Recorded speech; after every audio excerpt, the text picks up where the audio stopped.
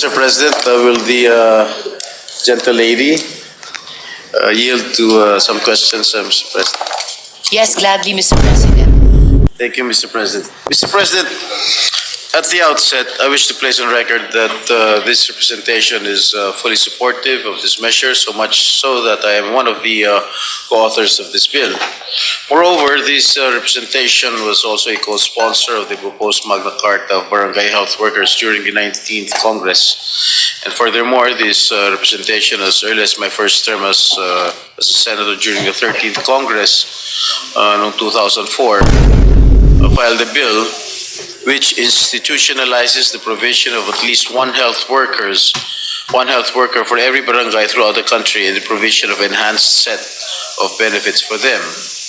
Dala ng aking mahabang karanasan bilang mayor ng dakila at makasaysayang bayan ng San Juan, batid natin ang kahalagaan ng bawat barangay health workers sa lubos at ganap na pagpapatupad ng mga national health programs sa grassroots level.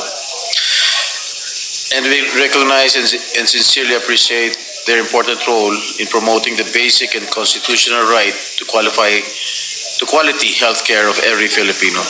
I only have 2 points of inquiry for the good sponsor, Senator Risa, as I also wish to seek the thoughts and guidance of the members of this chamber on a related measure that is referred to the Committee on Local Government, which I chair.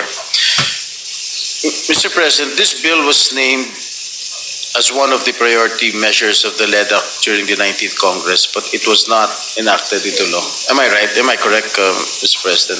The good gentleman is right, Mr. President. And sa aking pagkaalala ay naipasa na po ito dito bilang third reading noong 19th Congress. Am I right? Yes, Mr. President, the good gentleman is also right. And interestingly, the House of Representatives adopted the Senate version, Senate Bill number 2838, as amendment to House Bill number 6557 on February 5 of 2025. But on June 4, 2020, on the same year, the Senate received a letter from the House of Representatives dated June 3, 2025, informing us that the House reconsidered the adoption and consequently approved to rescind the transmittal of House Bill number 6557. May I know what happened, Mr. President? Unfortunately, Mr. President, as doesn't often happen in our legislative work, hanggang ngayon po, hindi pa 100% na ipaliwanag sa atin, sa Senado, kung ano ang nangyari. Ang una pong nakarating sa atin na paliwanag or bahagyang paliwanag ay nagkaroon daw ng hindi pagsuporta sa usaping pinansyal kaugnay ng Magna Carta of Barangay Health Workers. But as I said at the outset, Mr. President, hanggang ngayon, hindi pa rin natin ma-establish 100% kung yun ang naging problema at such a late stage in the legislative process. Gayunpaman, dahil tayo po ay nag-refile ng bill na ito sa kasalukuyang Kongreso, minabuti na rin po natin na dito mismo sa committee report ay subukang tugunan yung mga usaping pang-pinansyal sa pagpopondo ng Magna Carta of Barangay Health Workers kung sakali man yun talaga ang naging problema. And overall, I am confident, Mr. President, that this is a worthy successor sa naipasa po natin sa 19th Magkano ba ho Congress. dapat ang gugulin ng gobyerno dito sa Magna Carta for Barangay Health Workers?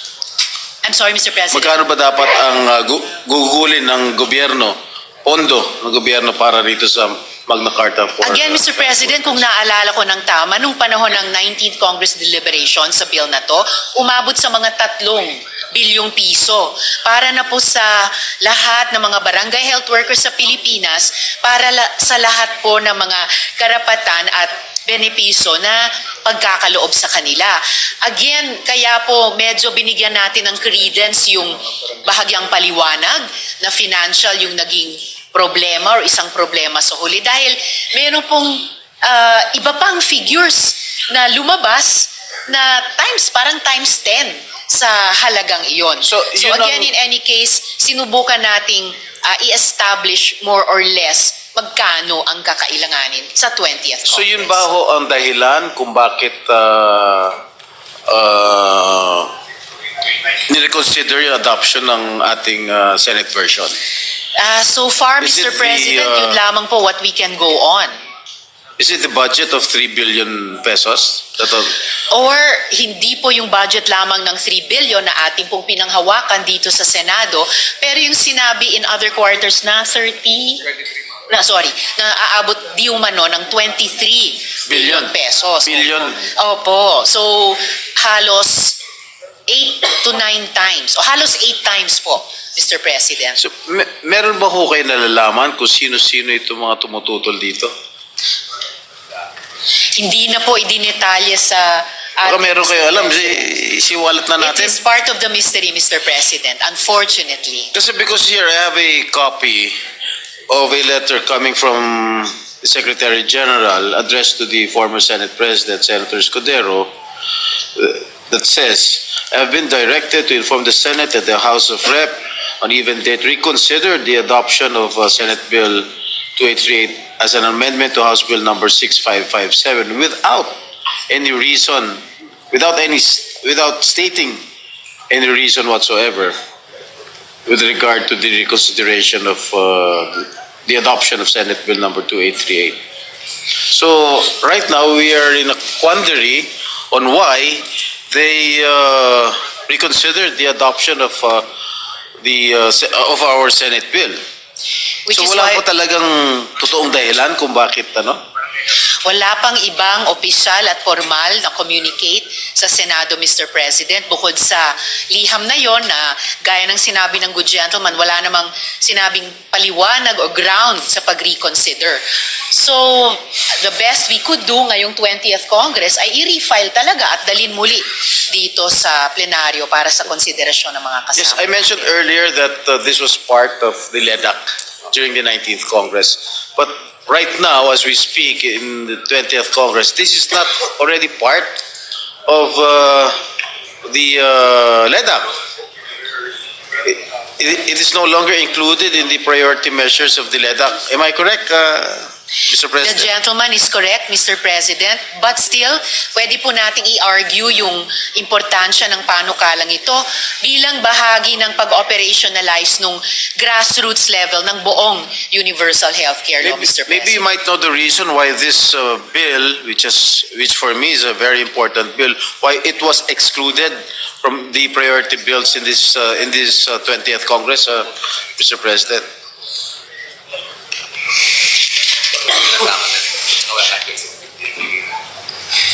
Okay.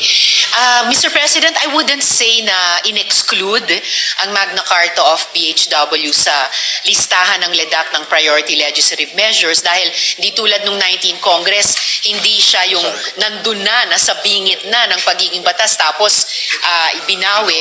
Pero simpleng hindi na isama. And gayon pa man, Mr. President, though of course mahalagang gabay din sa atin sa legislative executive coordination ang listahan ng LEDAC, gayon pa man ay dahil mahalaga po sa atin sa Senado at mayroon din pong counterparts tayo sa House, kaya nga po, excited pa rin tayo na dalhin ito sa plenaryo. Pwede ba ho malaman yung estado ng bill nito sa House? What is the status of this particular bill in the House of Representatives? Sa House of Representatives, Mr. President, ang status po niya ay for hearing sa Committee on Local Governments. Committee on Local Government. Saan ba ho na-refer to sa committee ninyo? Yes, Mr. Committee President, on Committee on Health and Demography. Okay. This representation as chairman of the Committee on Local Government is currently in the thick of discussions and coordination with various stakeholders about the Magna Carta naman for barangays, a LEDAC priority measure for the 20th Congress. And for the information of the good sponsor in this August chamber, the Magna Carta for Barangays, which is authored by a number of our dear colleagues, proposes, among others, better compensation, incentives, and benefits for our barangay officials, including the Punong Barangay, Sangguniang Barangay, Barangay Secretary, and Barangay Treasurer. Various measures filed by our esteemed colleagues also propose enhanced set of benefits for other barangay workers, including barangay tanod, lupong tagapamayapa, daycare workers, and barangay health workers. And at this point, Mr. President, let me reiterate that I am not against this bill. In fact, I am supporting the passage of this measure. I am just pointing out the possible scenario that this bill, which covers and is exclusively for the barangay health workers, will have different provisions from the Magna Carta for barangays, which shall or might cover the entire spectrum of barangay officials, personnel, and workers. Mr. President, how should we go about these two equally important measures? Salamat, Mr. President, for pointing that out. Siyempre, ayaw ko rin pong umabot sa sitwasyon na magkakaiba ang Baka parallel magkaroon ng provisions. overlapping. Or magkaroon Yun lang ng po ang aking, overlapping. concern, yes. And in order to enhance rather na ang bill na ito at ang bill na pinamumunuan ng good gentleman ay maging companion measures, complementary sa isa't isa, I'm very glad to coordinate with the good gentleman na yung mga probisyon sa Magna Carta of Barangay Health Workers ay hindi kontra or hindi nag-overlap in an unconstructive way, kundi yun na nga po, complementary sa lalabas dun sa Magna Carta of Barangays, Mr. President. Mr. President, if we pursue these bills separately, do we foresee a Magna Carta, for example, for barangay tanod, Magna Carta for punong barangays, and other similar Magna Carta for every single cluster of barangay worker in the future? What do you think, Mr. President? Wala pa naman po, Mr. President, lumapit na barangay tanod or iba na gustong magkaroon din ng Magna Carta. Bukod po sa barangay nutrition scholars. Nagsisimula na po silang magtanong sa iba't ibang lalawigan natin na hindi ba kami magkakaroon din ng Magna Carta tulad ng mga barangay health workers. In which case po, Mr. President, kung mag-progress man yung ganyang klaseng legislative process, pwede pa rin i-adopt yung iniisip ko pong disposisyon nitong Magna Carta of Barangay Health Workers kaugnay ng Magna Carta of Barangay sa sitwasyon na magkakaiba ang Baka parallel magkaroon ng provisions overlapping. or magkaroon Yun lang ng po ang aking, overlapping. concern, yes. And in order to enhance rather na ang bill na ito at ang bill na pinamumunuan ng good gentleman ay maging companion measures, complementary sa isa't isa, I'm very glad to coordinate with the good gentleman na yung mga probisyon sa Magna Carta of Barangay Health Workers ay hindi kontra or hindi nag-overlap in an unconstructive way, kundi yun na nga po, complementary sa lalabas dun sa Magna Carta of Barangays, Mr. President. Mr. President, if we pursue these bills separately, do we foresee a Magna Carta, for example, for barangay tanod, Magna Carta for punong barangays, and other similar Magna Carta for every single cluster of barangay worker in the future? What do you think, Mr. President? Wala pa naman po, Mr. President, lumapit na barangay tanod or iba na gustong magkaroon din ng Magna Carta. Bukod po sa barangay nutrition scholars. Nagsisimula na po silang magtanong sa iba't ibang lalawigan natin na hindi ba kami magkakaroon din ng Magna Carta tulad ng mga barangay health workers.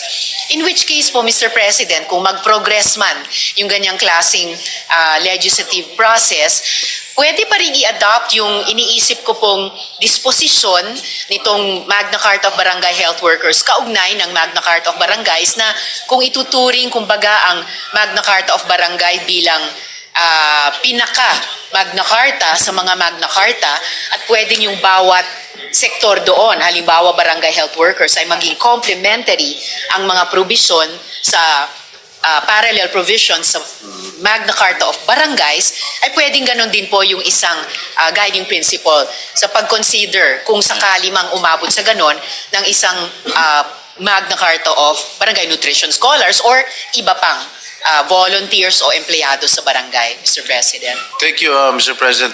Mr. President, under Section 14 naman of the committee report on monetary incentives and benefits of volunteer barangay health workers states that there will be a monthly monetary benefit of not less than 3,000 to be granted by the municipality or city where they serve in the form of an honorarium, along with other allowances such as transportation allowance, subsistence allowance, hazard allowance, cash gift, and loyalty incentive.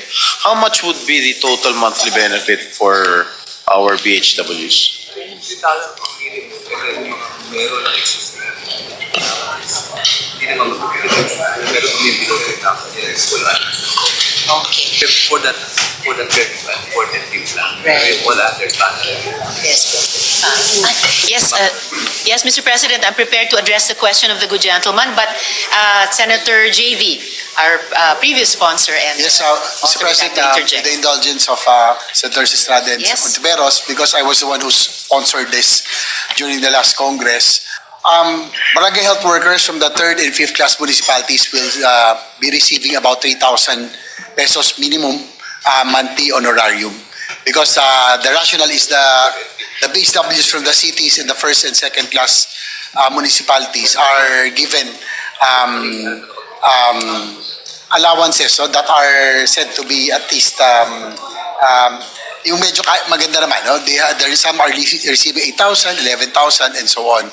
So ang kawawa po talaga are those in the third and fifth class municipalities who receive sometimes even at 400 pesos per month, no? As honorarium, as low as 400, 200 pesos a month. So with this bill, with this measure, if it had been passed, those from the third to fifth class municipalities, barangay health workers will now receive a minimum of 3,000 pesos monthly honorarium. Thank you. May I know how much are the barangay health workers from the first and second class municipalities receiving?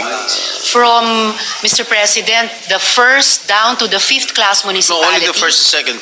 Since Senator JV First and has already second. answered the third, fourth, and fifth Opo, above municipalities. 3,000 pesos, sometimes Yes, reaching 10,000 Yes. pesos, Mr.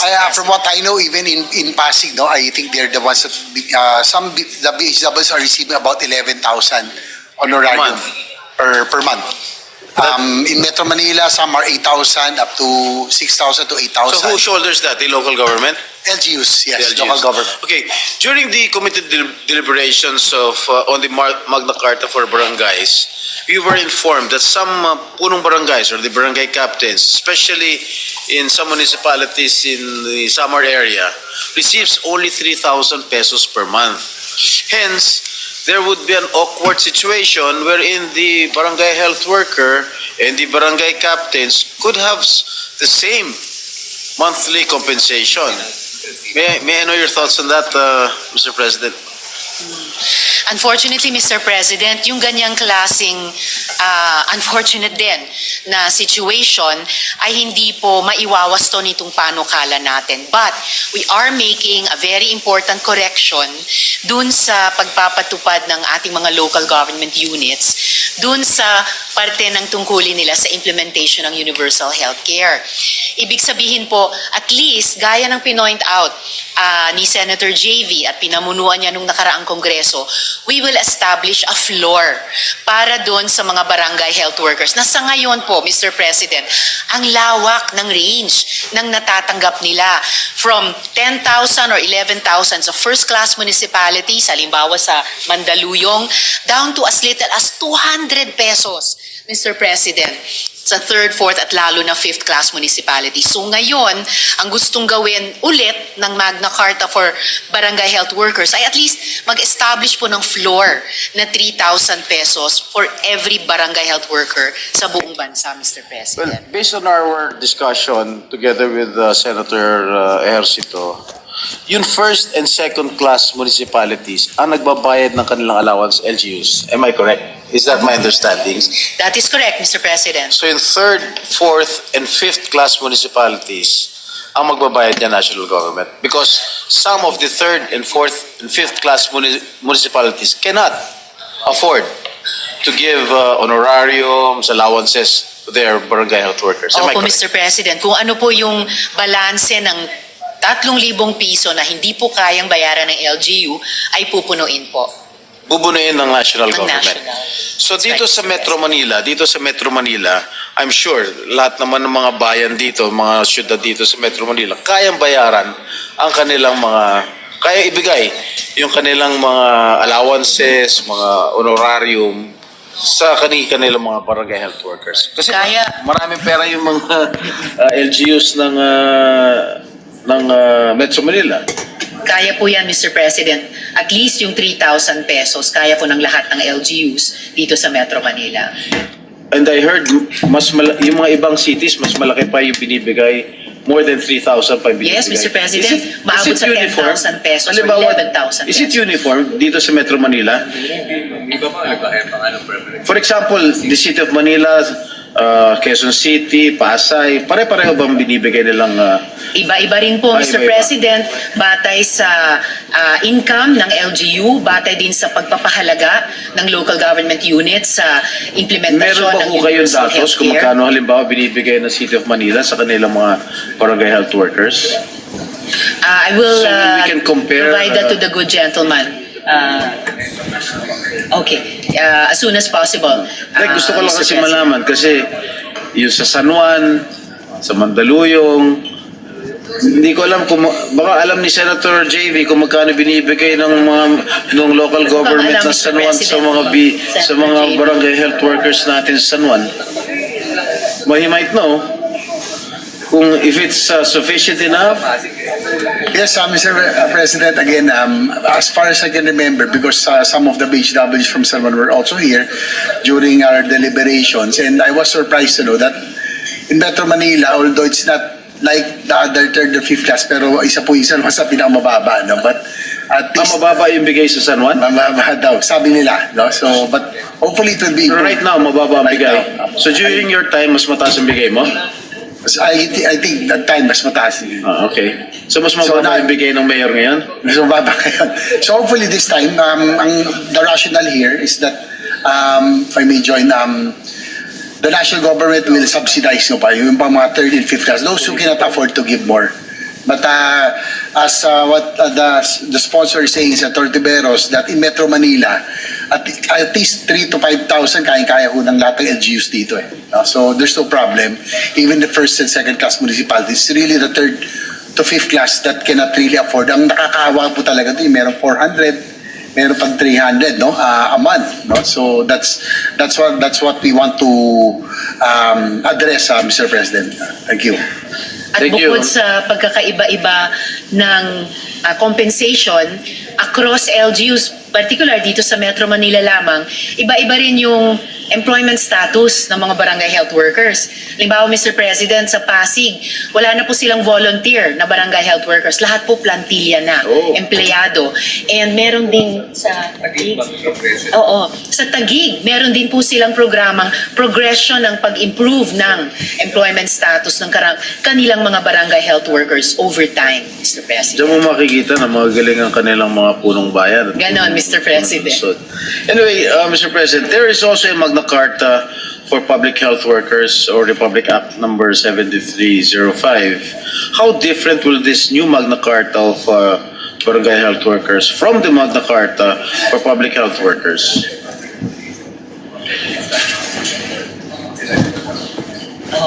And for the record, if I may, Yes, why Mr. is there a need to create a separate Magna Carta for BHWs and carve a distinct niche from the sphere of public health workers, Mr. President?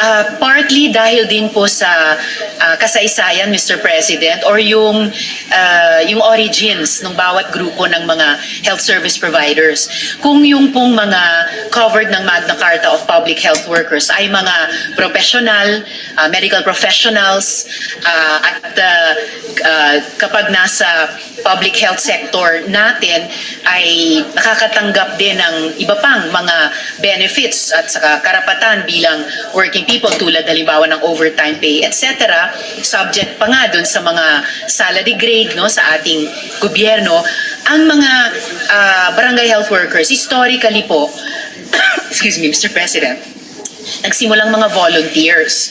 So, ngayon po ay effort natin na bagamat hindi sila lahat or karamihan nagsimula bilang health professionals, pero sa tagal ng serbisyo nila, sa halaga na ibinibigay nila sa kanilang mga kabarangay, lalo na sa pagpapatupad ng universal healthcare, gusto natin silang mabigyan ng bahagyang pag-professionalize at pagkilala ng ganong parang status na nais nating ibigay sa kanila sa pamamagitan nitong ilang dagdag pa na benepisyo sa Magna Carta of Barangay Health Workers. Mr. Kasi President. based on our discussions during the Magna Carta for barangays, we also learned that there are health workers employed by the barangay who are called barangay health aides. And under the committee report sponsored by the distinguished Deputy Majority Leader, ang mga barangay health aid ba ay masasakop dito sa panukalang batas nito? Pero ito, talagang ito po, nagtingnan po yan. Yeah, exactly. Mr. President, yung barangay health aides ay nag-occupy po ng plantilla positions at kaya siguro isang magandang best practices o example o So mas modelo mataas niyan ang ay barangay sa aid, Pasig. barangay health aid kaysa sa barangay health worker? Mas ano po, Mr. President? Mas mataas Yes, sa in plantilla? effect, mas mataas po dahil may status po sila na empleyado. Nag-ookupa po sila ng mga Ano yung, plantilla can you positions. please differentiate the function between the barangay health worker and the barangay health aid? That's an important question, Mr. President, dahil kung titignan po natin ang mga trabaho ng barangay health aid at yung matagal na rin ginagawa ng mga barangay health workers, pareho, Mr. President. So, nagkakaiba lamang sa provenance or origin ng pag-empleyo or pag-volunteer nila sa local government units at ang inabot na employment status ng isa at itong isinusulong pa natin na makaabot na kung hindi man plantilla status, at least measure ng continuity of service, no, at measure ng mga benepisyo bilang barangay health workers, Mr. Kung President. pareho lang talaga ang function nila, bakit hindi natin iplantilla na ng lahat ng mga barangay health workers? Bakit barangay health aides lang? Kung pareho lang po ang kanilang Ideally trabaho. siguro, Mr. President, yan yung isang gusto nating marating na sitwasyon, maybe in the medium or even short term. Kaya lang, kung ngayon na Mr. President, na matagal nang nagsisilbi ang ating mga barangay health workers at naudlot pa yung inaasahan nila nung nakaraang 19th Congress, sa ngayon po hindi pa kakayanin funds-wise, Mr. President. So, dun sa tanong ng good gentleman, maaari nating tignan na kapag maipasa natin itong Magna Carta of Barangay Health Workers, isa na po siyang konkretong tagumpay kasama ng ating mga barangay health workers at malay natin habang mas naitatatag yung universal healthcare system natin at mas yumayaman yung ating ekonomiya, pwedeng kalaunan naging hakbang pala ito para tumungo dun sa sitwasyon na tinanong ng good gentleman. So your Mr. answer to President. my question, Mr. President, is that they will not, itong mga barangay health aides will not receive any allowance from the government. Ang barangay health aides, Mr. Yes. President, or barangay health workers? The barangay health aid, hindi kasama sa panukalang batas nyo. Hindi po kasama. Hindi They are po not- kasama sa They are not batas. included. Ito Opo, para, Mr. I'm talking about the President. barangay health aids. Opo, Mr. President. yung barangay health aides po ay patuloy na makatatanggap ng sweldo nila at anumang mga Yes. benepisyo sa local government. Pero hindi po kasama Mr. sa inyong President. panukalang batas. Opo, hindi po kasama dito sa panukala. Thank you, Mr. President. Okay, with regard to the funding, can you please confirm, Mr. President, the 3,000 pesos minimum honorarium is exempt from the 45% personal services cap during the first year? Yes, Mr. President, This just is during the accepted. first year of implementation. Okay, what happens of after law, the first year, Mr. President? Part na po sila ng budget. Opo. So after the first year, Mr. President, bahagi na po ng regular budget. Subject na po sa mga applicable caps, kasama na po dito sa Are 45% the sa other personal services. LGUs fiscally prepared to to permanently absorb this obligation, Mr. President?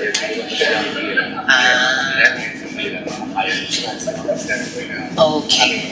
Because some of the LGUs might not be fiscally prepared to absorb this obligation. What will happen after the first year? Kawawa naman yung mga BHWs natin after the first year.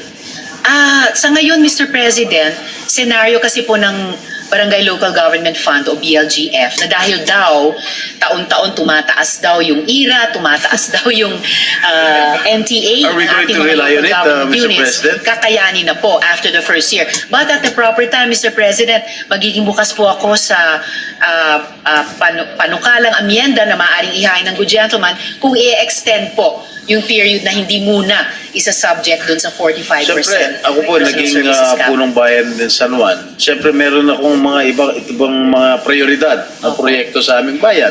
Eh paano yung ibang mga mayors kung ayaw talaga bigyan ng allowance itong ating mga BHWs? What will happen?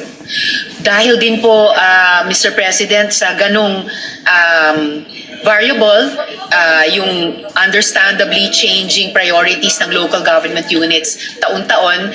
So, dagdag na dahilan, magiging bukas ako kung magpapanukala ang good gentleman na i-extend po ang period na exempted sa 45% cap on personal Kasi services. mahirap kasi rito, halimbawa, si Senator JV naging mayor.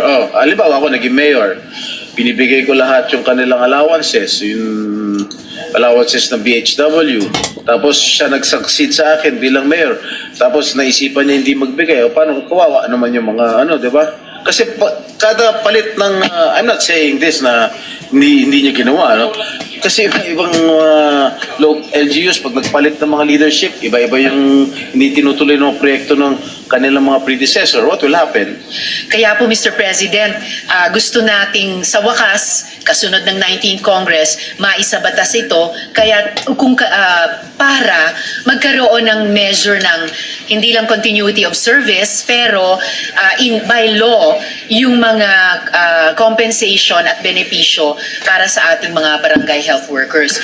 In order to take into account yung actual budgetary capacity ng mga LGU lampas sa unang taon or yung maaring changing priorities ng local government units. Kaya nga po, bukas po ako na i-extend po natin yung period of exemption dun po sa 45% cap on personal services, Mr. President. Thank you, Mr. President. Last question na lang po, Mr. President, if I may. How do we delineate the functions of the barangay health workers from the midwives, nurses, and other public health workers to avoid duplication of duties and jurisdictional conflict? I-clarify mo sa yung sunod sa benefit. Okay. Mahalagang gabay, Mr. President, ay magmumula sa Department of Health. I-delineate nila alin pong mga health or medical services ay reserved talaga dun sa mga health professionals na nasa hanay nila. Nurse man, doktor, lalo na at iba pa. At alin, at marami-rami po ito, Mr. President, ay mahalagang patuloy na isasagawa ng mga barangay health workers, lalo na po dun sa grassroots level ng implementasyon ng universal healthcare, Mr. President. Thank you for that, Mr. President. Kasi ang naging problema kasi namin during the course of our hearings sa barangay health, Magna Carta on barangays, hindi po namin mahanapan ng pondo, no? Kahit po tumaas ang kanilang IRA o yung NTA na kanilang tinatawag, marami pa rin mga LGUs na hindi mapaglalaan ng pondo para sa mas maayos na compensation para sa ating mga barangay officials like yung ating mga barangay captains, mga kagawads. Yun lang talagang bottom line, funding talaga ang problema. But anyway, Mr. President, again, let me emphasize that I am fully supportive of this measure. And I sincerely recognize and commend the diligence, hard work, passion, and the heart that the good sponsor has poured onto this measure. And in every measure, every happy bill that she sponsors here on the floor. And as your chairperson of the Committee on Local Government, who bears the tasks of studying and deliberating a related and similar bill to the one that is being sponsored right now, we only want to be fully aware and enlightened as to the policy direction that this august body wishes to take. Thank you, Mr. President. Thank you to the good Thank you. sponsor for the gracious time and the opportunity to propound questions that she accorded this humble representation. Thank you, Mr. President.